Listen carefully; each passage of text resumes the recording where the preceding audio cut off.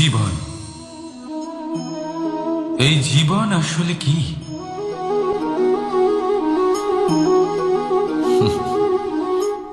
এই প্রশ্ন সবার মনেই এসে থাকে।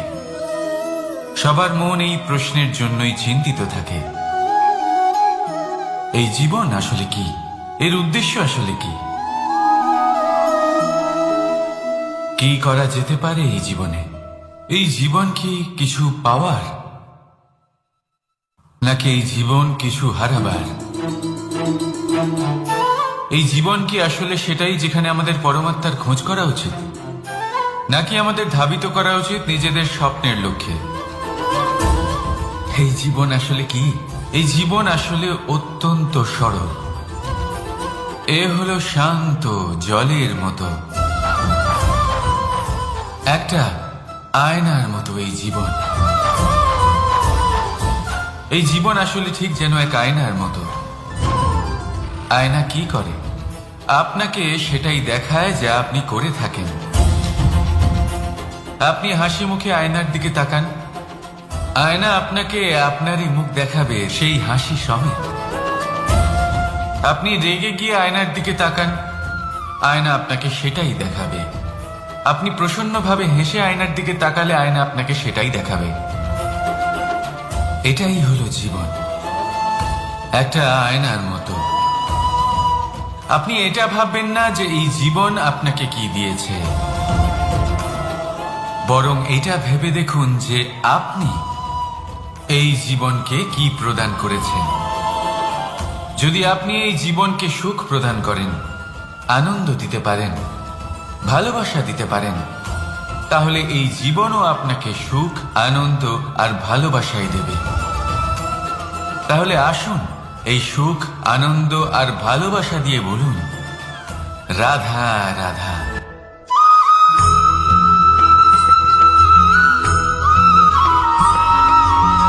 পরিবর্তন এই সংসারের শাশ্বত নিয়ম। কোন রাজা নেই যিনি চিরকাল রাজা থাকেন, কোন ধনী ব্যক্তি নেই যিনি চিরকাল ধনী থাকবেন। এই সংসারে সূর্যের স্থান নেওয়ার জন্য চন্দ্রিমার আগমন ঘটে। কোন স্থান যাকে পতিত বলা হয়েছিল সেখানে মহল তৈরি হয়েছে। কোন স্থান যাকে আজ মলিন বলা হয়েছে কাল সেখানে মন্দিরও স্থাপন হতে পারে। কোন ঋতু চিরকালের জন্য থাকে না, কখনো সময় চিরকাল একরকম থাকে না। আজ যে আপনার কাছে রয়েছে কাল অন্য কারোর ছিল, আজ যে আপনার কাছে রয়েছে কাল তা অন্য কারোর কাছে চলে যাবে। আপনার সাথে কিছু থাকলে তা হলো আপনার কর্ম, কিন্তু সেই কর্মের পরিণামও আপনার নয়। আপনি শুধু কর্ম করুন, বাকি সবকিছুই পরিবর্তনশীল। কিন্তু সেই পরিবর্তনকে দেখে ভয় পাওয়ার প্রয়োজন নেই, তাকে স্বাগত জানান। যদি আপনি হাসি মুখে সেই পরিবর্তনকে স্বাগত জানান, তাহলে এই পরিবর্তনও হাসি মুখে আপনার সাথে থাকবে। আসুন আমার সাথে ভালোবেসে বলুন, রাধা রাধা।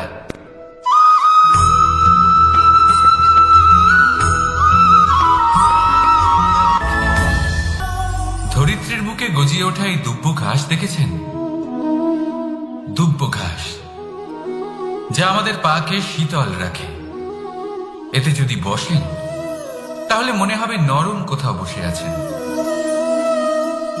এত ছোট হলেও কিন্তু এর মধ্যে গুণ আছে অনেকগুলি, আর যতটা ছোট এটা ততটাই বড় শিক্ষক। কিভাবে? ভাবুন, পাতা ঝরার মরশুমের পরে সমস্ত পাতা একত্রিত হয়ে থাকে। একটা ছোট ফুলকি সবাইকে জ্বালিয়ে দিতে পারে, সমস্ত পাতা পুড়ে ছাই হয়ে যায়। কিন্তু এই ঘাসের কিছুই হয় না, সে যেমন ছিল তেমনই থাকে। কারণ কি হতে পারে? প্রথম কারণ, এরা ছোট হয়।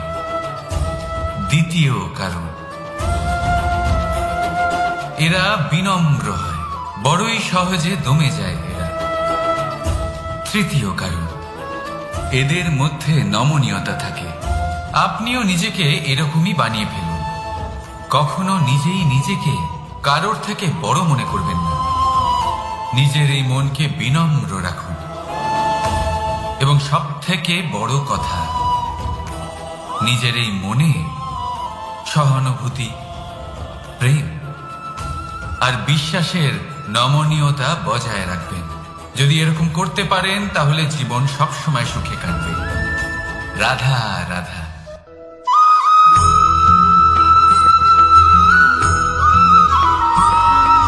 সদিচ্ছা দেখতে গেলে 3 অক্ষরে তৈরি এই শব্দ, কিন্তু সমস্ত ত্রিলোক তার উপরেই আধারিত। আপনি এই সংসারে এসেছেন, তখন অবশ্যই শ্বাস নেবেন, কিন্তু তার বদলে আপনাকে কিছু তো দিতেই হবে। আপনার উপর নির্ভর করছে আপনি কি দেবেন। কি দেবেন এই সংসারকে, এই সমাজকে, নিজের পরিবারকে, আর তার বদলে কি নেবেন? যশ নাকি অপযশ? দেখুন, এক ছিল রাবণ, যে কিনা সমুদ্র পার করল সীতাকে অপহরণ করার জন্য, আর এক ছিলেন রামচন্দ্র, যিনি সমুদ্র পার করেছিলেন, সেতু বানিয়ে গিয়েছিলেন সীতাকে ফিরিয়ে নিয়ে আসার জন্য। দুজনেই সমুদ্র পার করেছিলেন, শুধু পার্থক্য ছিল সদিচ্ছাকে বোঝার, লক্ষ্যের। অনেক মানুষের যাত্রা একরকম হতেই পারে, কিন্তু আনন্দ তখনই লাভ করবেন যখন লক্ষ্য শুভ হবে, মহান হবে। এই লক্ষ্য দিয়ে এই সংসারের কল্যাণ হবে এবং মানুষের সম্মান হবে। যদি আপনার সংকল্প উচিত হয় তাহলে আপনার লক্ষ্য উচিতই হবে, নয়তো শুধুমাত্র বিনাশ হবে। আর উচিত এটাই হবে যে বিনাশের হাত থেকে যেন নিজেকে বাঁচানো যায়, কি বলেন? তাই জীবনে যে লক্ষ্য স্থির করছেন, মনে রাখবেন তা যেন শুভ লক্ষ্য হয়। যদি এরকম হয় তাহলে আপনার যাত্রা, আপনার জীবন দুটোই শুভময় হবে। আসুন আর আমার সাথে ভালোবেসে বলুন, রাধা রাধা।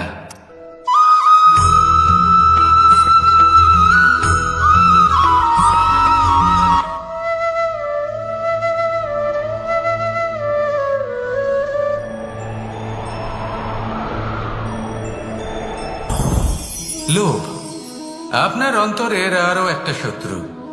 দেখতে গেলে এটা একটা শব্দ, একটা সংস্কৃত শব্দ, লব ধাতু থেকে উৎপন্ন হয়েছে। এর অর্থ কিছু লাভ করা।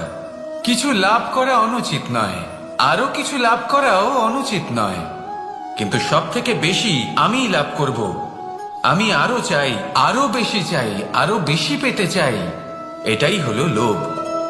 আর এই লোভ যখন গ্রাস করে তখন আপনি যা পেতে চান, সে ধনই হোক বা মানই হোক, তা অর্জন করার জন্য মানুষ যে কোনো স্তরে পৌঁছে যেতে পারে।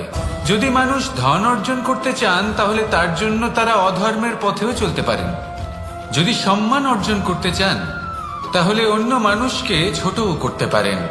শেষ পর্যন্ত আপনার এটা মনে হতে পারে যে যদি একটু অল্পই প্রাপ্ত করতাম, কিন্তু ভালোবেসে প্রাপ্ত করতাম, এই জীবন আরো অনেক বেশি সুখী হতো।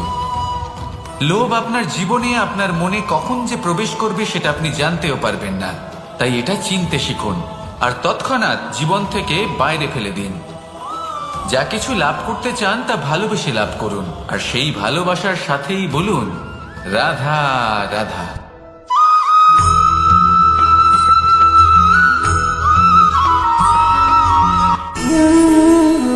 সঞ্চয় মানুষের যখন থেকে বোধ বুদ্ধি হয়, সঞ্চয় করতে আরম্ভ করে দেন। সঞ্চয় করতে থাকেন ভোজনের, সঞ্চয় অর্থের, সঞ্চয় শক্তির। নিজের জন্য করেন, নিজের পরিবারের জন্য করেন, নিজের স্ত্রীর জন্য করেন, সন্তানের জন্য করেন, সন্তানের সন্তানের জন্য সঞ্চয় করেন। সঞ্চয় করার জন্য ওনার কাছে অনেক কারণ রয়েছে, কারণ উনি এটা ভাবেন যে এই সঞ্চিত শক্তির জন্য কেউ ওনার কোনো ক্ষতি করতে পারবে না। মানুষ ভুলে যান একটা গুরুত্বপূর্ণ কথা, এই সত্য, উনি এই সংসারে খালি হাতেই এসেছিলেন, আর এখান থেকে ওনাকে খালি হাতেই যেতে হবে। যা এখানকার তা এখানেই থেকে যাবে। আর যদি কিছু ওনার সাথে যায় তা হলো ওনার কর্ম, আর কিচ্ছু নয়। তাই যদি কিছু অর্জন করতে চান তাহলে শুভ কর্ম অর্জন করুন, আত্মশক্তি অর্জন করুন, কারণ পরলোকে এটাই হবে আপনার সম্পত্তি। তাহলে কি এটা আপনি অর্জন করতে চান না? আসুন আর আমার সাথে ভালোবেসে বলুন, রাধা রাধা।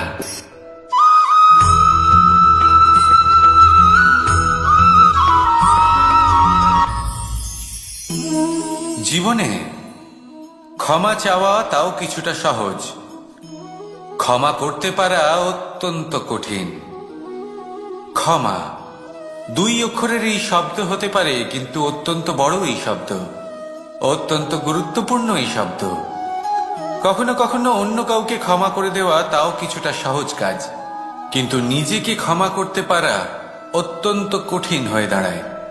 অতীতে যদি আমাদের এমন কোনো ভুল হয় যে কারণে আমরা নিজেকে ক্ষমা করতে পারি না, অনেক সময় এমন কিছু ভুল করে বসি যে বিষয় শুধু আমরাই জানি, কিন্তু আমরা নিজেকে ক্ষমাই করতে পারি না, আর আমাদের বিকাশ সেখানে স্তব্ধ হয়ে যায়। কারণ যদি আপনি ক্ষমা করতে না শেখেন, নিজেকে ক্ষমা যদি না করতে পারেন, তাহলে তা আপনার জীবনের সবথেকে বড় বাধা হয়ে দাঁড়াবে। সেই জন্য জীবনে অবশ্যই শিখুন যে কিভাবে নিজেকে ক্ষমা করতে হয়, আর শিখুন যে আগের করা ভুল আবার কি করে না করা যেতে পারে। এই মন হালকা হবে আর প্রসন্ন হয়ে বলবে, রাধা রাধা।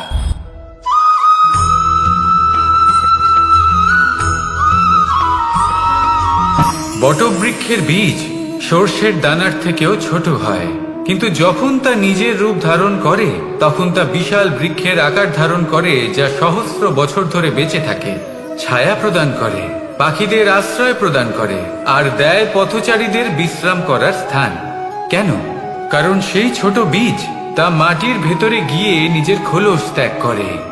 অন্ধকারে থাকে সে, যতই আলো আসুক না কেন, যতই বর্ষা আসুক না কেন, সব সহ্য করে।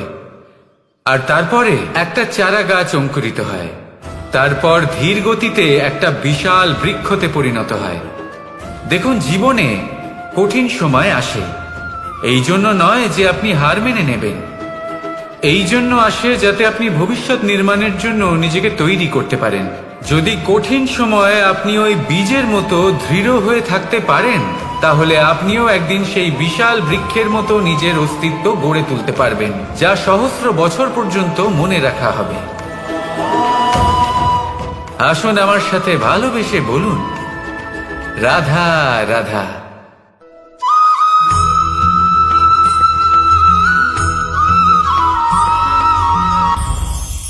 এই সংসারে যখনই কোনো সমস্যা আসে, তখন আমরা আমাদের সব থেকে বড় সম্বলের কাছে আশ্রয় খুঁজি, তা হলো আমাদের বিশ্বাস। এবার প্রশ্ন হলো এটাই যে এই বিশ্বাস কার উপর করা যেতে পারে? পরিবারের ওপর, বন্ধুর ওপর, নাকি তাদের ওপর বিশ্বাস করা উচিত যাদেরকে আমরা কখনো সঙ্গ দিয়েছি? দেখুন, এই সংসারে বিপদের সম্মুখীন হলে কে আপনাকে সাহায্য করবে সেটা নির্বাচন করা আপনার হাতে নেই। সেটা সেই সকল ব্যক্তির উপর নির্ভরশীল যে তারা আপনাকে সাহায্য করবে নাকি করবে না। অর্থাৎ যখনই কোনো বিপদ আসে, সর্বপ্রথম তার সম্মুখীন আমাদের নিজেকেই হতে হয়, আর তার জন্য প্রস্তুত থাকা প্রয়োজনীয়, সেই শক্তি, সেই সাহস অর্জন করা প্রয়োজনীয়।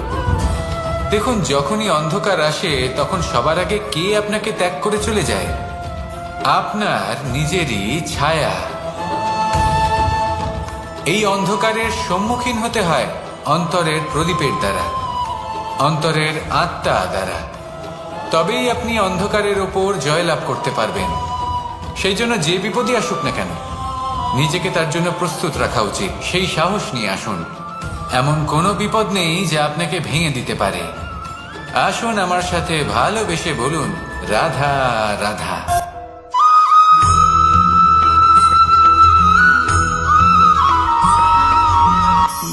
আপনি কখনো জীবনে সূর্যোদয় দেখেছেন? কত প্রশান্তিদায়ক, কত শক্তিদায়ক হয়। মনের মধ্যে যেন একটা নতুন প্রেরণা দান করে, একটা নতুন উৎসাহ। কিন্তু যদি আপনি উঠতে দেরি করেন, তাহলে আপনি এই সূর্যোদয় দেখতেই পাবেন না। ঠিক এরকমই হয় আমাদের জীবনেও। সুযোগ সূর্যোদয়ের মতো। যদি আপনি আপনার জীবনে দরকারের চেয়ে বেশি অপেক্ষা করেন এই সুযোগের সদ্ব্যবহার করতে, তাহলে এই সুযোগ আপনার অপেক্ষা কখনোই করবে না, তা চলে যাবে। সেই জন্য এদের সামলে রাখুন। সঠিক সময় আসলে এই সুযোগের সদ্ব্যবহার করুন, নিজের কর্মকে সম্পূর্ণরূপে সার্থক করুন। এটাকে এক মুহূর্তের মতো দেখুন।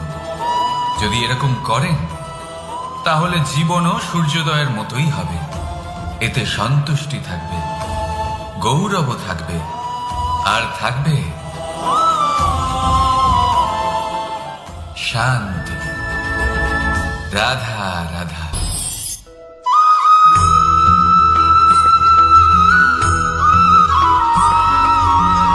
মানুষ সবসময় চায় যে তার জীবনে যেন কখনো কোনো সমস্যাই না আসে। সে চায় তার জীবন যেন শুধুমাত্র শান্তি এবং সুখের দ্বারা পূর্ণ থাকে। কিন্তু এই চাহিদা অনুচিত কিছু নয়। আমরা সবাই এটাই চাই যে জীবনে সুখ থাক, শান্তি থাক। কিন্তু এই কথা সবসময় মনে রাখবেন, যে সূর্য উদিত হন সংসারকে প্রকাশমান করেন, দুপুরবেলায় সংসারকে রৌদ্র প্রদান করেন, সন্ধেবেলায় তাকেও অস্ত যেতে হয়। এবার আমাদের জীবন চক্র কিছুটা এরকমই। কোনো কিছুই চিরকাল একরকম থাকে না। কখনো এই নদীকে দেখুন যা বয়ে চলেছে। এই নদী যা বয়ে চলেছে তার পথেও অনেক বিপদ আসে। বড় বড় পাথরের সম্মুখীন হয়ে তাকেও সামনে এগিয়ে যেতে হয়। একটি পুকুর যা চারদিক থেকে ঘেরা, তার জীবনে কিন্তু কোনো সমস্যা নেই। কিন্তু এই সংসারে পুকুরের পুজো করা হয় না, পুজো করা হয় নদীকে। মনে রাখবেন, সমস্যার ঊর্ধ্বে তিনি উঠতে পারেন যিনি সমাধি লাভ করেছেন, যিনি এই সংসারেই নেই। যিনি এই সংসারে আছেন এবং জীবিত আছেন, তার জীবনের সমস্যা হলো শ্বাসবায়ুর মতোই গুরুত্বপূর্ণ। আসুন আমার সাথে ভালোবেসে বলুন, রাধা রাধা।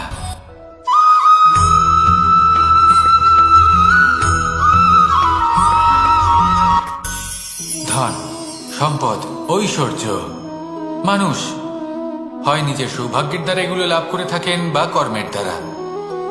সৌভাগ্য আসলে কি? গ্রহের দশা যা প্রত্যেক মুহূর্তে বদলাতে থাকে। কর্মের মাধ্যমে যখন আপনি ধন অর্জন করেন, তখন সেই ধন আপনার আগামী প্রজন্ম লাভ করে। সেটা হয় সে ভোগ করে বা তার জন্য তার ভোগান্তি হয়। আর এটা নির্ভর করছে আপনার কর্মের ওপরে। কি কর্ম করেছেন আপনি সেই ধনকে লাভ করার জন্য। যদি আপনি সৎ পথে চলেন, নিষ্ঠা ভরে আপনি কর্ম করে থাকেন এবং তার ফলে আপনি ধন অর্জন করে থাকেন, তাহলে আপনার আগামী প্রজন্ম সেটা ভোগ করবে, সেটা প্রয়োগ করবে নিজের বিকাশের জন্য। কিন্তু যদি আপনি কুকর্ম করে থাকেন, কোনো রকম ছলনা করে থাকেন এই ধন লাভ করার জন্য, তাহলে 100% আপনার আগামী প্রজন্মকে এর জন্য ভুগতেই হবে। তাহলে আপনি কি চাইবেন? যে আপনার আগামী প্রজন্ম সুখ ভোগ করবে, নাকি আপনার কুকর্মের পরিণাম ভোগ করবে? নির্বাচন আপনারই। আসুন আমার সাথে ভালোবেসে বলুন, রাধা রাধা।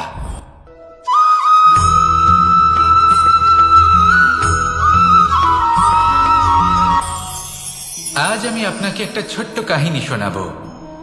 একবার আমি, রাধা আর দাদা আমরা তিনজনে মিলে লুকিয়ে একটা উপবনে গেলাম আম পেড়ে খেতে। অনেক পরিশ্রম করে আমরা ওখানে পৌঁছলাম আর আমরা আশ্চর্যচকিত হয়ে গেলাম এটা দেখে যে এবার তো আম পাকেইনি। এবার দাদা কি করলেন, একটা আম পাড়লেন আর সেটা চাখলেন, আর উনি নিরাশ হয়ে পড়লেন। উনি বললেন যে এটা তো খুবই টক। তারপর রাধা একটা আম পাড়লো আর সেটা চেখে দেখলো, আর রাধা উৎসাহিত হয়ে পড়ল। আমি রাধাকে জিজ্ঞেস করলাম, কি হয়েছে, তুমি এত উৎসাহিত কেন? তখন রাধা বলল যে এবার এত বেশি টক আম হয়েছে যে এগুলো দিয়ে আমরা আচার বানাবো। তাহলে দাদা ওখান থেকে বেরিয়ে গেলেন নিরাশ হয়ে এবং খালি হাতে।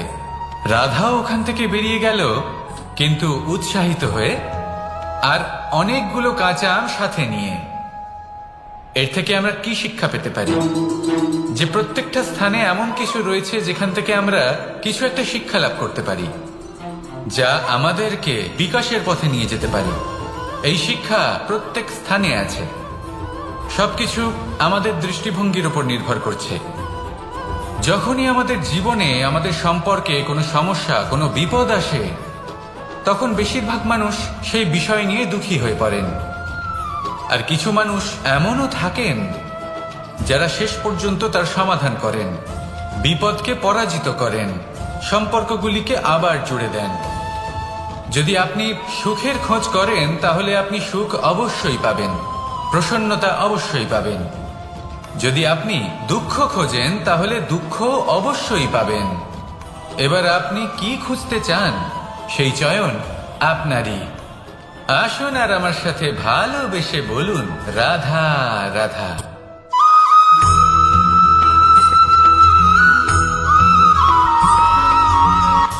আমার কাছে যশোদা মা যেমন, আমার কাছে দেবকী মা যেমন, আমার কাছে ঠিক তেমনই হলেন গোমাতা। এবার ভেবে দেখার বিষয় হলো এটা যে এই সংসারে অসংখ্য প্রাণী আছে, একজন গাইকে একজন মায়ের মর্যাদা কেন দেওয়া হয়? তাহলে এর অনেকগুলো কারণ আছে।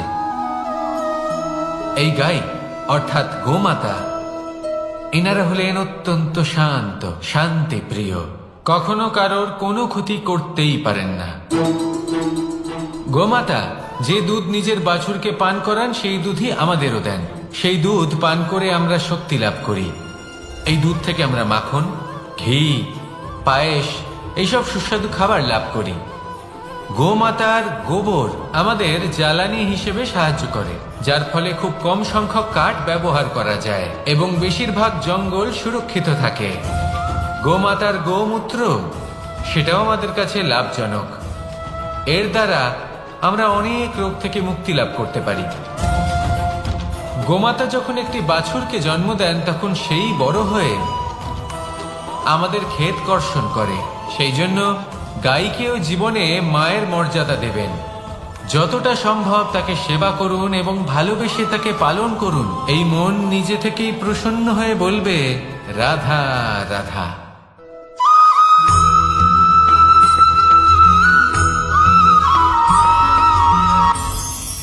কখনো কোনো প্রজাপতিকে উড়তে দেখেছেন? কি সুন্দর উড়ে বেড়ায় সে, এক ফুল থেকে অন্য ফুলে, এক পাতা থেকে অন্য পাতার উপর। কিন্তু সে কিভাবে উড়তে শেখে কখনো ভেবেছেন? জন্ম থেকেই কিন্তু প্রজাপতির ডানা থাকে না। ও কিন্তু ছোট্ট একটা ডিমের আকারে জন্ম লাভ করে। তারপর সেই ডিমটি ভেঙে একটি কীট বাইরে আসে। আস্তে আস্তে সে বড় হয়, ওর শক্তি বৃদ্ধি পায়। তারপর সে সেই কীট দশা ত্যাগ করে নিজের ডানাগুলি মেলে। এই প্রক্রিয়া তার কাছে সরল নয়, অত্যন্ত যন্ত্রণাদায়ক প্রক্রিয়া, কিন্তু সে সেই যন্ত্রণা মেনে নেয়। আর তারপর আস্তে আস্তে সে উড়তে শেখে। শুধুমাত্র আকাশে উড়ে বেড়ায় তা নয়, আমাদের মনের মাঝে উড়ে বেড়ায়। এবার এই ডিম থেকে প্রজাপতি হয়ে ওঠার যে যাত্রা, এটা যতটা কঠিন ততটাই কঠিন হয় এই সংসারে শ্রেষ্ঠ কর্ম করা, ততটাই কঠিন হয় এই সংসারে মহান হয়ে ওঠা। সেজন্য প্রয়োজনীয় প্রচেষ্টা এবং সময়। নিরন্তর প্রচেষ্টা করতে থাকুন, পর্যাপ্ত সময় নিন এবং আপনি নিজেকে এই আকাশে উড়ন্ত অবস্থায় পাবেন। আসুন আমার সাথে ভালোবেসে বলুন, রাধা রাধা।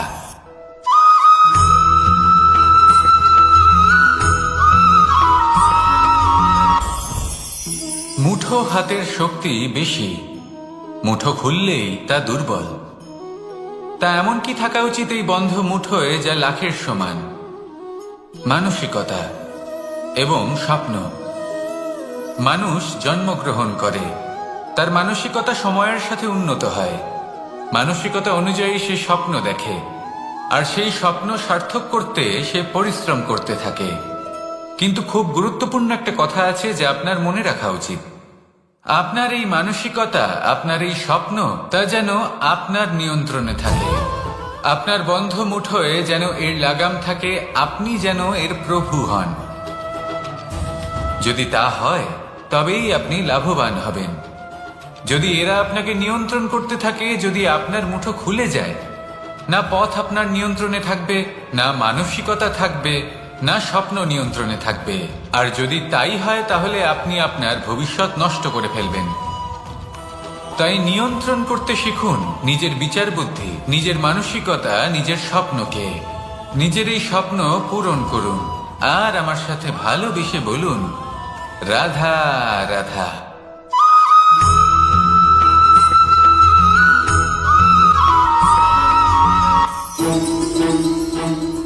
রাধা রাধা। আপনারা হয়তো ভাবছেন কি আশ্চর্য ব্যাপার, প্রত্যেকবার আমি কথা শেষ হওয়ার পরে রাধা রাধা বলি। এইবার আমি আগেই বলে দিলাম। কারণটা কি? কারণ হলো অত্যন্ত বিশেষ। প্রত্যেকবার কথা সমাপ্ত হবার পরে আপনাদের সবার মধ্যে ভালোবাসা বিতরণ করতে চাই, তাই রাধা রাধা বলি। কিন্তু এইবার এই নতুন এবং বিশেষ সূত্রপাতে প্রথমে প্রেম বিতরণ করা অত্যন্ত আবশ্যক। এবার একটা বিষয় আছে যা জানেন হয়তো সকলেই, কিন্তু বুঝতে খুব কম জন পারেন।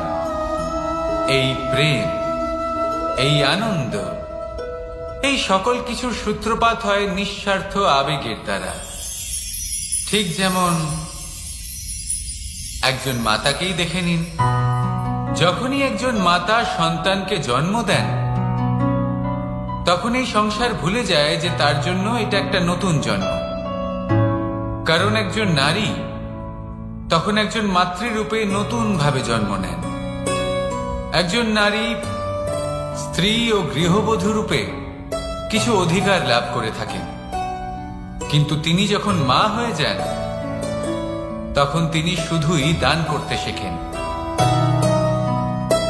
নিজের সন্তানের জন্য কত কিছুই না করেন, তাকে বাৎসল্যের সাগরে ভাসিয়ে নিয়ে যান। এই সংসারে রাজকুমার জন্ম নিতেই পারেন, তাকে রাম এবং লক্ষণ কিন্তু মায়েরাই বানিয়ে তোলেন। একজন গোয়ালা জন্ম নেয়, তাকে দ্বারকাধীশ একজন মাই বানিয়ে তোলেন। পিতা হলেন সেই পর্বত যার একটা অংশ হলো তার সন্তান, কিন্তু মা হলেন সেই শিল্পী যিনি একটা পাথরকে খোদাই করে এমন এক মূর্তি গড়ে তোলেন যাকে সকলে পূজনীয় মনে করেন।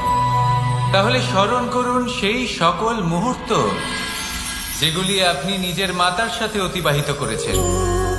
অনুভব করতে পারবেন যে কিভাবে এক মুহূর্তেই এই মন প্রফুল্ল হয়ে ওঠে। এবারের কারণ কি? এর কারণ হলো এই জীবনের আসল দ্বারই হলো মমতা।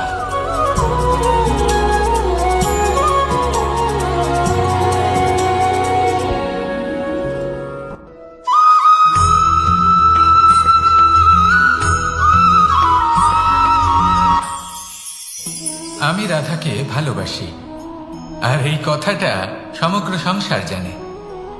আর সময় অন্তরে লীলার দ্বারা, বিভিন্ন ঘটনা দ্বারা, কর্মের দ্বারা আমি নিজের এই ভালোবাসা রাধার সামনে প্রকাশ করি। এবার আপনি বলবেন এসবের কি প্রয়োজন? রাধা কি এই কথা জানে না যে কৃষ্ণ তাকে কতটা ভালোবাসে? অবশ্যই জানে, কিন্তু এই যে ভালোবাসা, তা মনে রেখে দেওয়ার জন্য নয়, তা প্রকাশ করার জন্য। আর বারংবার এই ভালোবাসাকে প্রকাশ করা উচিত, উচিত সময় এবং উচিত সুযোগ দেখে। কিরকম?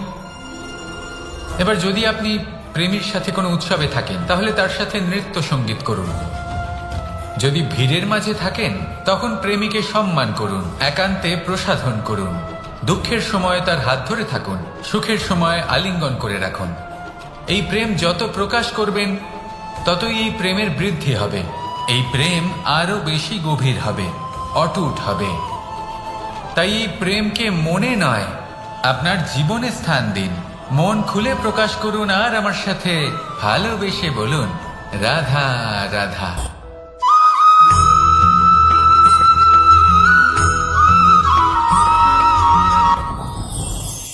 যত শক্তিশালী এই মন, তত শক্তিশালী এই শরীরও। এই যে আমাদের শরীর, এটা আসলে কি? এ হলো একটা রথের মতো। আর একটা রথ ততক্ষণ চলতে পারবে না যতক্ষণ না তাকে কোনো সারথি চালাবে। এই মন হলো শরীরের সারথি। এবার ভাবুন, যদি এই সারথি শক্তিহীন হয়, দুর্বল হয়, তাহলে এই রথের কি হবে? এটা উচিত পথে চলতে পারবে না, উচিত গতিতে চলতে পারবে না, মন মতো স্থানে এটা পৌঁছতেও পারবে না। সেই জন্য মনের শক্তি অত্যন্ত প্রয়োজনীয়। এবার মনের শক্তি আমরা কোথা থেকে লাভ করি? দৃঢ়তার শক্তি থেকে। এবার এই শক্তি আমরা কিভাবে বাড়াতে পারি? আমরা প্রতিদিন কিছু নতুন স্থির করি, কিছু ছোট কিছু বড়, আর যেই আমরা নতুন কিছু পূর্ণ করি আমাদের মনের শক্তি বেড়ে যায়। আর যদি পূর্ণ না করতে পারি মনের শক্তি কমে যায়। একটা দেওয়ালের মতো ছোট ছোট ছোট ছোট শিলা আমরা একটার পর একটা স্থাপন করে একটা দেওয়াল তৈরি করি। এতগুলো পাথর যখন একত্রিত হয়ে যায় তখন এমন এক দেওয়াল তৈরি হয় যাকে ভাঙা প্রায় অসম্ভব হয়ে দাঁড়ায়। সেরকমই হয় মন এবং দৃঢ়তা। ছোট ছোট কাজ করে নিজের লক্ষ্য পূর্ণ করুন। এই লক্ষ্য যদি পূর্ণ হয় তবে মনের শক্তি বাড়বে।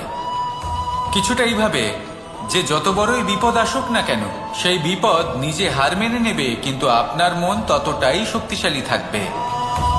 তাই মনের শক্তি বাড়াতে থাকুন যাতে আপনি উচিত পথে চলতে পারেন, উচিত গতিতে চলেন আর মনোবাঞ্ছিত স্থানে পৌঁছতে পারেন। তবেই এই মন প্রসন্ন হয়ে বলবে রাধা রাধা।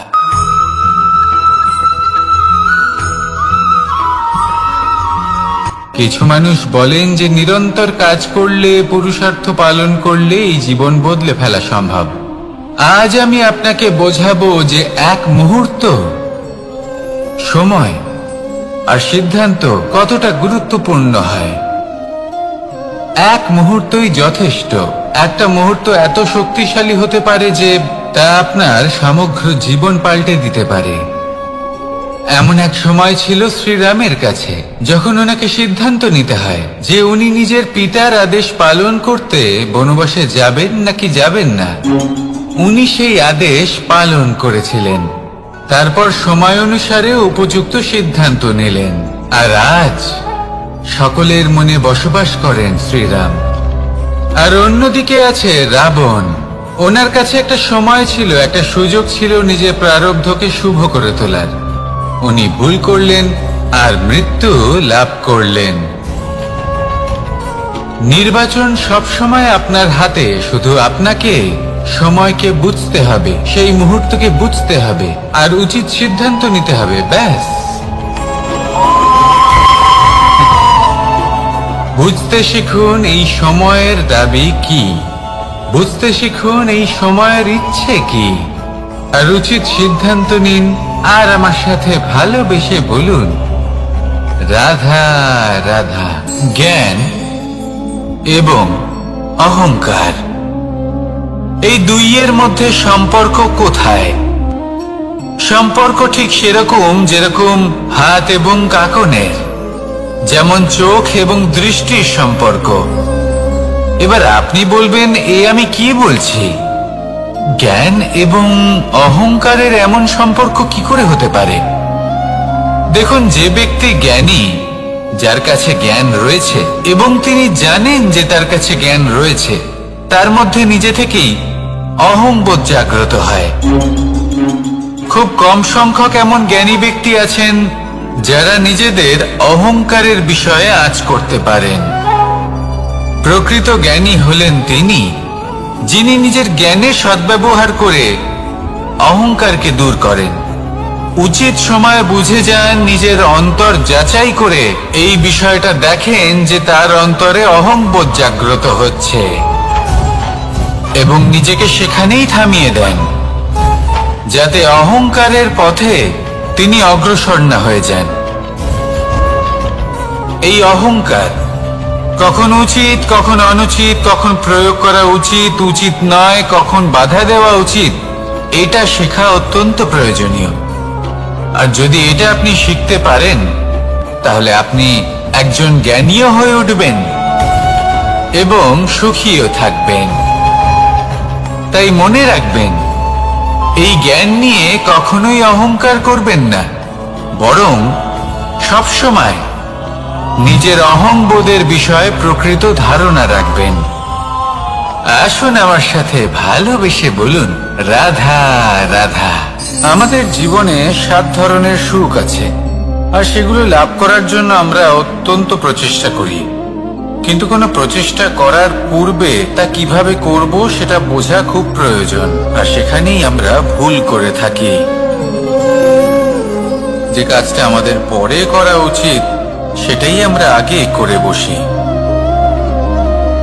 আপনাকে স্পষ্ট করে বোঝাই, প্রত্যেক সুখের সাথে দুটি ক্রিয়া জড়িত থাকে। এবার যখন আমরা ধনের কথা বলি তখনও দুটি ক্রিয়া জুড়ে থাকে। প্রথম ক্রিয়া হলো ধন অর্জন করা, দ্বিতীয় ক্রিয়া হলো ধনের ব্যবহার করা। আর জীবনে ধনের ব্যবহার করার পূর্বে ধন কিভাবে অর্জন করতে হয় তা শেখা অত্যন্ত প্রয়োজনীয়। আমরা মন্দিরে যাই, ভগবানের আরাধনা করি, তার জন্য পুজো করি, ওনাকে প্রসন্ন করতে চাই, কিন্তু তার আগে ভগবানের ওপর আস্থা রাখা প্রয়োজনীয়। যদি আপনার অটল বিশ্বাস থাকে তবেই আপনি প্রকৃত ভক্ত হয়ে উঠতে পারবেন। এবার যদি আপনি বক্তা হয়ে থাকেন, শ্রেষ্ঠ বক্তা হতে চান, এই সংসারের সামনে নিজের বক্তব্য রাখতে চান, তাহলে কথা বলার পূর্বে কথা শুনতে শিখুন। তবেই আপনি একজন শ্রেষ্ঠ বক্তা হয়ে উঠতে পারবেন। জীবনে সম্পর্ক স্থাপন করার আগে সম্পর্ক বজায় রাখতে শিখুন। তবেই আপনি একজন প্রকৃত সাথী হয়ে উঠবেন। জীবনে পরাজয় মানার পূর্বে বিজয়ী হওয়ার চেষ্টা কিভাবে করতে হয় সেটা শিখুন। তবেই আপনি একজন নিপুণ ব্যক্তি হয়ে উঠবেন। অন্তিম এবং সবথেকে গুরুত্বপূর্ণ কথা, জীবনে ভালোবাসা লাভ করার পূর্বে ভালোবাসা প্রদান করতে শিখুন। তবেই আপনি একজন প্রকৃত প্রেমী হয়ে উঠবেন। আসুন আমার সাথে ভালোবেসে বলুন, রাধা রাধা। এই সংসারের সবথেকে বড় যুদ্ধ কোনটা? দেবসুরের যুদ্ধ যা অনেক বছর ধরে চলেছিল, নাকি রাম রাবণের যুদ্ধ, নাকি মহাভারত? না, সংসারের সবথেকে বড় যুদ্ধ হলো সেইটা যা নিজের সাথে লড়া হয়, নিজের মনের সাথে লড়া হয়, নিজের অন্তরের সাথে লড়া হয়। এটাই সবথেকে বড় যুদ্ধ। এবার নিজেই দেখুন আপনার সবথেকে বড় শত্রুকে। আপনার স্বার্থ, আপনার কামনাগুলি, আপনার অহংকারগুলি, যা আপনাকেই নষ্ট করে দেয়। যদি এদের ওপর আপনি বিজয় লাভ করতে পারেন, তাহলে ধরে নিন এই সংসারে সবার উপরে আপনি বিজয় লাভ করতে পারবেন। এই সংসারে কেউ আপনাকে পরাজিত করতে পারবে না, কিন্তু তার জন্য প্রয়োজন অনুভূতির। অনুভূতি ভালোবাসার, অনুভূতি অনুপ্রেরণার। যে ব্যক্তি ভালোবাসতে পারেন এবং প্রেরণা দিতে পারেন, তিনি চিরকাল জয় লাভ করতে পারেন। নিজের কাছে ভালোবাসার এক অস্ত্র রাখুন আর প্রেরণার এক ঢাল।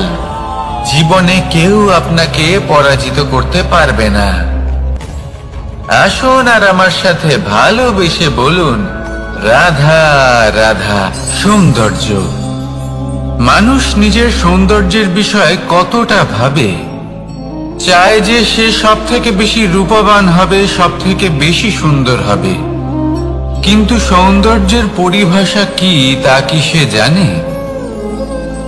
কোনো মাকে জিজ্ঞেস করুন, ওনার জন্য সৌন্দর্যের পরিভাষা ওনার সন্তান। কোনো ভক্তকে জিজ্ঞেস করুন, ওনার জন্য সৌন্দর্যের পরিভাষা ওনার ভগবান। শ্রীরামকে জিজ্ঞেস করুন, ওনার জন্য সৌন্দর্যের পরিভাষা হল হনুমান। ভাঙা হানু, ফুলে যাওয়া মুখ, দেখতে গেলে উনি বানর, লম্বা লেজ, এত নিরীহ যে ওনাকে অমূল্য মালা দিলে সেটা ছিঁড়ে তার ভেতরে শ্রীরামকে খুঁজছিলেন। কিন্তু ওনার ভাবনা কত সুন্দর। উনি এটা বিশ্বাস করেন যে সংসারের যতই মূল্যবান জিনিস দিয়ে এই মালা তৈরি করা হোক না কেন, যদি এর মধ্যে শ্রীরাম না থাকেন তাহলে এর মধ্যে কোনো অর্থ নেই। সৌন্দর্য রূপে নয়, ভাবনায় নিহিত থাকে। যদি আপনি সৌন্দর্য প্রাপ্ত করতে চান তাহলে তা কর্মে নিয়ে আসুন, ভাবনায় এবং বিচারে নিয়ে আসুন। এই সৌন্দর্য আপনার সাথেই থাকবে। যদি আপনি সৌন্দর্যকে রূপের মধ্যে খোঁজেন তাহলে কিছুক্ষণের জন্য পাবেন, সেই সৌন্দর্য সময়ের সাথে হারিয়ে যাবে। সৌন্দর্য যদি পেতে চান, খুঁজতেই চান, তাহলে হৃদয় খুঁজুন, কর্মে খুঁজুন। মন প্রসন্ন হয়ে বলবে রাধা রাধা। এই সংসারে মানুষ জন্মগ্রহণ করেন, বড় হতে থাকেন, পুরুষার্থ লাভ করেন, অর্জন করেন। অর্জন করা আসলে কি? বেশিরভাগ মানুষ বলেন অর্জন করা অর্থাৎ ধন সম্পত্তি অর্জন করা। আর কি অর্জন করা যায়? আর কি লাভ করা যায়? আসল প্রশ্ন হলো এটাই যে কি এমন আছে যা বাস্তব রূপে অর্জন করার যোগ্য। তা হলো ব্যবহার, জ্ঞান এবং সন্তোষ। কেন? কারণ আপনি যখন এই সংসার ছেড়ে চলে যাবেন তখন আপনার ধন সম্পত্তি আপনাকে বিদায় জানাতে আসবে না। আপনাকে বিদায় জানাতে আসবে আপনার আপনজন, যাদের সাথে আপনার সুসম্পর্ক ছিল। সমগ্র সংসারে সহস্র মানুষ ধন অর্জন করে থাকেন। শ্রেষ্ঠ মানুষ হলেন তিনি যিনি ব্যবহার, জ্ঞান এবং সন্তোষ অর্জন করে থাকেন, একে সকলের মধ্যে বিতরণ করেন। তাই এটাই করুন আর আমার সাথে ভালোবেসে বলুন রাধা রাধা। সেই কখন থেকে এই পুস্তকটিকে দেখছি, কিন্তু এর থেকে আমি কোনো জ্ঞান লাভ করতেই পারছি না। এবার আপনি বলবেন যে আজ কেমন বিচিত্র কথা বলছি আমি। যদি এই পুস্তক থেকে আমাকে জ্ঞান লাভ করতে হয় তাহলে শুধুই তাকিয়ে থাকলে হবে না। আমাকে এই পুস্তককে খুলতে হবে, পড়তে হবে, তাকে বুঝতে হবে, তবেই তো জ্ঞান প্রাপ্তি হবে। বড়ই সহজ একটা ব্যাপার, কিন্তু একে যাপন করা অত্যন্ত কঠিন, তাই না? আপনি নিজেকেই দেখে নিন। আপনার কাছে অনেক জ্ঞান রয়েছে। সহজ থেকে সহজতর জ্ঞানের কথা যদি বলি, আপনি এটুকু তো জানেন যে সত্যি কথা বলা ভালো কাজ, দান করা হলো পুণ্যের কাজ। আপনি জানেন যে পরিশ্রম করলে সাফল্য আসবে। এই জ্ঞান তো আমাদের কাছে রয়েছে, এমন অনেক জ্ঞান আমাদের কাছে রয়েছে, কিন্তু আলস্যের কারণে, অবহেলা করে আমরা শুধু এই জ্ঞান প্রয়োগ করতে পারি না, এই জ্ঞান যাপন করতে পারি না, একে আচরণে প্রয়োগ করতে পারি না, সেজন্য দুঃখী হয়ে যাই। তাই আপনার কাছে যা যা জ্ঞান আছে, যা যা জ্ঞান আপনি লাভ করেছেন, সেই জ্ঞান যাপন করা শুরু করুন, জীবনে প্রয়োগ করতে শুরু করুন। এই মন প্রত্যেকটি মুহূর্তে প্রসন্ন থাকবে, আর লক্ষ্য প্রাপ্ত করে এই মন বলবে রাধা রাধা। একটা জলের ফোঁটাকে ফোঁটা নামে সম্বোধন করা হয়। অনেক ফোঁটা একত্রিত হলে সাগরের রূপ ধারণ করে। শুধু একটা পাতাকে পাতা বলা হয়, অন্য অনেক পাতার সাথে একত্রিত হলে তা গ্রন্থের রূপ ধারণ করে। একটা মাত্র সুতো অন্য সুতোর সাথে মিলিত হলে বস্ত্রের রূপ ধারণ করে। অনেক সংখ্যক ইট একত্রিত হলে মহলের রূপ ধারণ করে। সৈন্যরা একত্রিত হলে সৈন্যদল তৈরি হতে পারে। এটা হলো শক্তি সংগঠনের, এটাই হলো শক্তি একতার। তা সে বনস্পতি হোক বা কোনো ব্যক্তি হোক, কোনো মনোভাবই হোক, যদি একা থাকে তাহলে দুর্বল হয়ে পড়বে। যদি সংগঠিত থাকে তাহলে শক্তিও বাড়বে আর আপনাকে সামনে এগিয়েও নিয়ে যাবে। তাই এই একতায় বিশ্বাস রাখুন আর আমার সাথে ভালোবেসে বলুন রাধা রাধা। এমন কিছু রয়েছে মানুষের মনে, তাদের জীবনে, এমন এক আবেগ যা সর্বজন বিদিত, যা সবাই জানেন যে উপস্থিত আছে। সেটাকে আমরা সমস্যা বলে থাকি।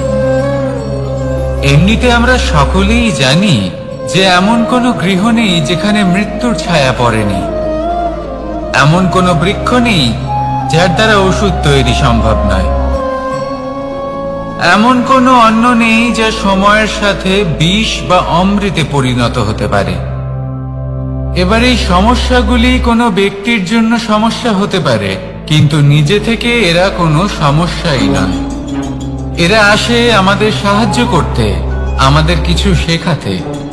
আপনি নিজেই দেখুন, পর্বতের শিখর থেকে কোনো এক পাখি পড়ে গিয়ে নিজের প্রাণ ত্যাগ করলো। সেটা কখন সম্ভব? যখন সেই পাখি ওড়ার চেষ্টাই করে না।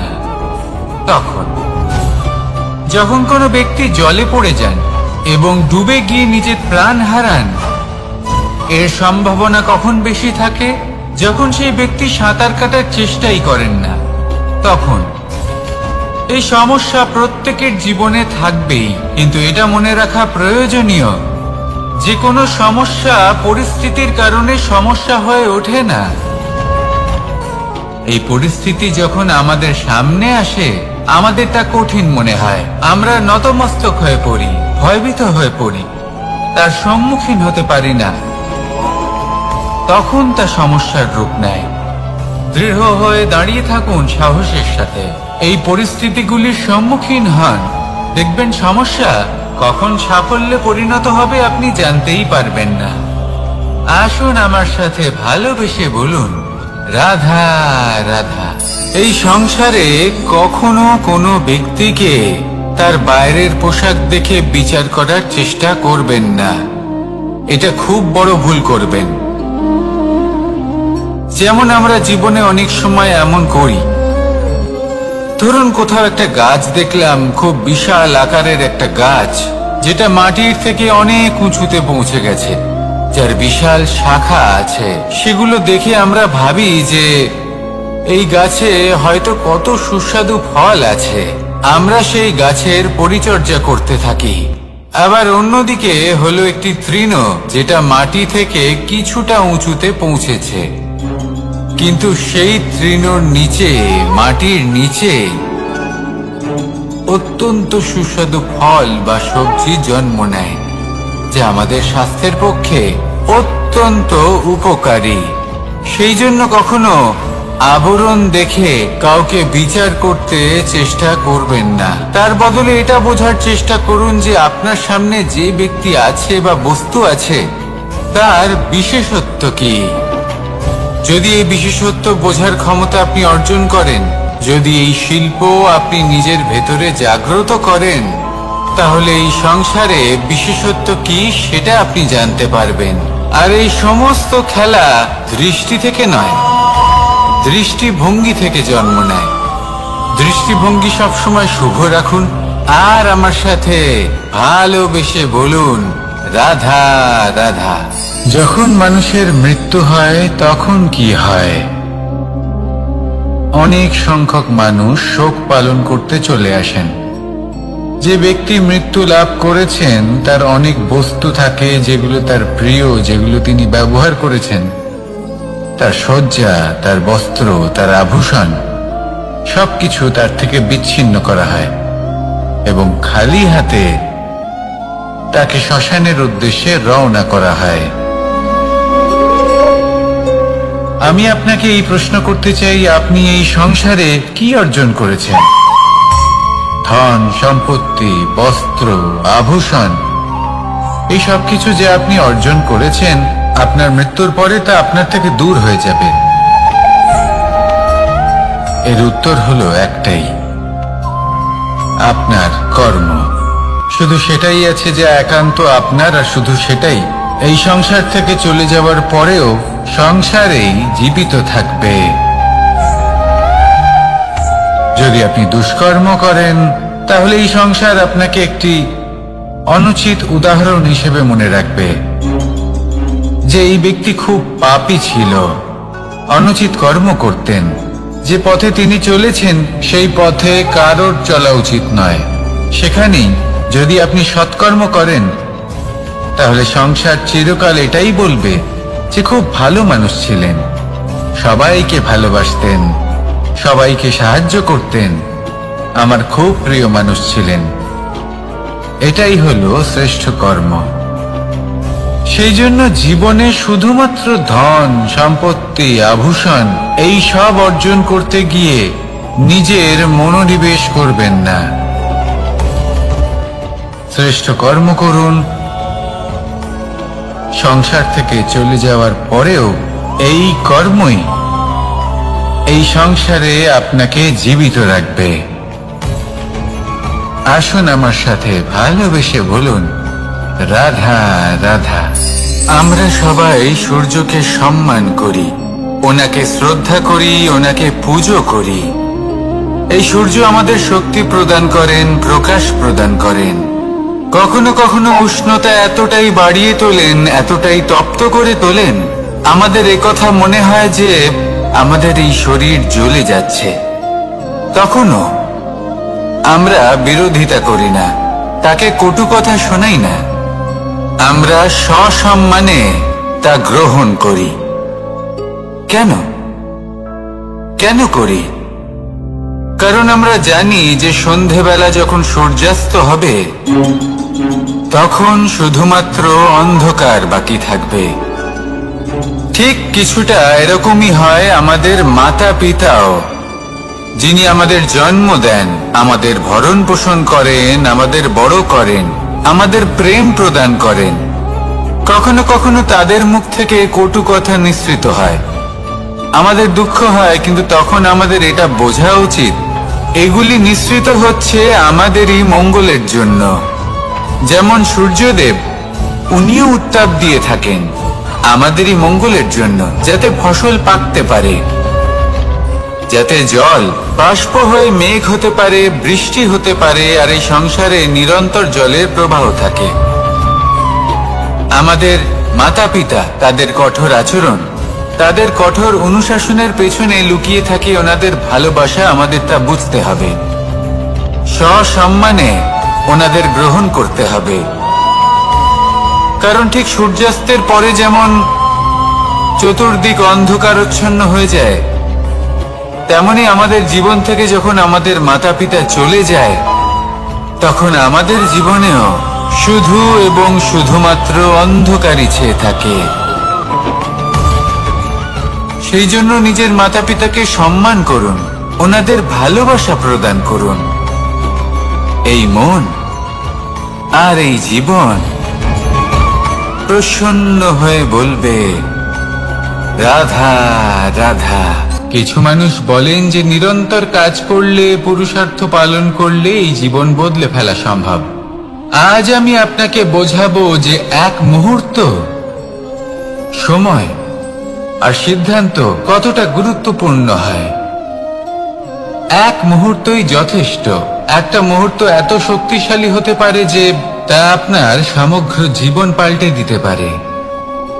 এমন এক সময় ছিল শ্রীরামের কাছে, যখন ওনাকে সিদ্ধান্ত নিতে হয় যে উনি নিজের পিতার আদেশ পালন করতে বনবাসে যাবেন নাকি যাবেন না। উনি সেই আদেশ পালন করেছিলেন, তারপর সময় অনুসারে উপযুক্ত সিদ্ধান্ত নিলেন। আর আজ সকলের মনে বসবাস করেন শ্রীরাম। আর অন্যদিকে আছে রাবণ। ওনার কাছে একটা সময় ছিল, একটা সুযোগ ছিল নিজের প্রারব্ধকে শুভ করে তোলার। উনি ভুল করলেন আর মৃত্যু লাভ করলেন। নির্বাচন সবসময় আপনার হাতে, শুধু আপনাকে সময়কে বুঝতে হবে, সেই মুহূর্তকে বুঝতে হবে আর উচিত সিদ্ধান্ত নিতে হবে, ব্যাস।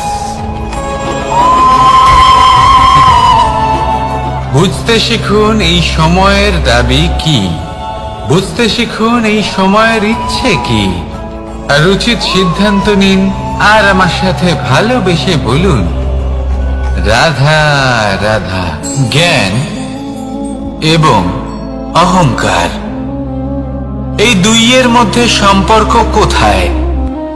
সম্পর্ক ঠিক সেরকম যেরকম হাত এবং কাঁকনের, যেমন চোখ এবং দৃষ্টির সম্পর্ক। এবার আপনি বলবেন, এ আমি কি বলছি? জ্ঞান এবং অহংকারের এমন সম্পর্ক কি করে হতে পারে? দেখুন, যে ব্যক্তি জ্ঞানী, যার কাছে জ্ঞান রয়েছে এবং তিনি জানেন যে তার কাছে জ্ঞান রয়েছে, তার মধ্যে নিজে থেকেই অহংবোধ জাগ্রত হয়। খুব কম সংখ্যক এমন জ্ঞানী ব্যক্তি আছেন যারা নিজেদের অহংকারের বিষয়ে আঁচ করতে পারেন। প্রকৃত জ্ঞানী হলেন তিনি, যিনি নিজের জ্ঞানের সদ্ব্যবহার করে অহংকারকে দূর করেন। উচিত সময়ে বুঝে যান, নিজের অন্তর যাচাই করে এই বিষয়টা দেখেন যে তার অন্তরে অহংবোধ জাগ্রত হচ্ছে এবং নিজেকে সেখানেই থামিয়ে দেন, যাতে অহংকারের পথে তিনি অগ্রসর না হয়ে যান। এই অহংকার কখন উচিত, কখন অনুচিত, কখন প্রয়োগ করা উচিত, উচিত নয়, কখন বাধা দেওয়া উচিত, এটা শেখা অত্যন্ত প্রয়োজনীয়। আর যদি এটা আপনি শিখতে পারেন, তাহলে আপনি একজন জ্ঞানীও হয়ে উঠবেন এবং সুখীও থাকবেন। তাই মনে রাখবেন, এই জ্ঞান নিয়ে কখনোই অহংকার করবেন না, বরং সবসময় নিজের অহংবোধের বিষয়ে প্রকৃত ধারণা রাখবেন। আসুন আমার সাথে ভালোবেসে বলুন, রাধা রাধা। আমাদের জীবনে 7 ধরনের সুখ আছে, আর সেগুলো লাভ করার জন্য আমরা অত্যন্ত প্রচেষ্টা করি। কিন্তু কোনো প্রচেষ্টা করার পূর্বে তা কিভাবে করব সেটা বোঝা খুব প্রয়োজন, আর সেখানেই আমরা ভুল করে থাকি। যে কাজটা আমাদের পরে করা উচিত, সেটাই আমরা আগে করে বসি।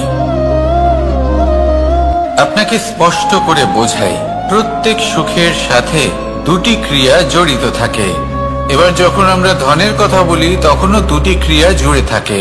প্রথম ক্রিয়া হলো ধন অর্জন করা, দ্বিতীয় ক্রিয়া হলো ধনের ব্যবহার করা। আর জীবনে ধনের ব্যবহার করার পূর্বে ধন কিভাবে অর্জন করতে হয় তা শেখা অত্যন্ত প্রয়োজনীয়। আমরা মন্দিরে যাই, ভগবানের আরাধনা করি, তার জন্য পুজো করি, ওনাকে প্রসন্ন করতে চাই, কিন্তু তার আগে ভগবানের ওপর আস্থা রাখা প্রয়োজনীয়। যদি আপনার অটল বিশ্বাস থাকে, তবেই আপনি প্রকৃত ভক্ত হয়ে উঠতে পারবেন। এবার যদি আপনি বক্তা হয়ে থাকেন, শ্রেষ্ঠ বক্তা হতে চান, এই সংসারের সামনে নিজের বক্তব্য রাখতে চান, তাহলে কথা বলার পূর্বে কথা শুনতে শিখুন। তবেই আপনি একজন শ্রেষ্ঠ বক্তা হয়ে উঠতে পারবেন। জীবনে সম্পর্ক স্থাপন করার আগে সম্পর্ক বজায় রাখতে শিখুন, তবেই আপনি একজন প্রকৃত সাথী হয়ে উঠবেন। জীবনে পরাজয় মানার পূর্বে বিজয়ী হওয়ার চেষ্টা কিভাবে করতে হয় সেটা শিখুন, তবেই আপনি একজন নিপুণ ব্যক্তি হয়ে উঠবেন। অন্তিম এবং সবথেকে গুরুত্বপূর্ণ কথা, জীবনে ভালোবাসা লাভ করার পূর্বে ভালোবাসা প্রদান করতে শিখুন, তবেই আপনি একজন প্রকৃত প্রেমী হয়ে উঠবেন। আসুন আমার সাথে ভালোবেসে বলুন, রাধা রাধা।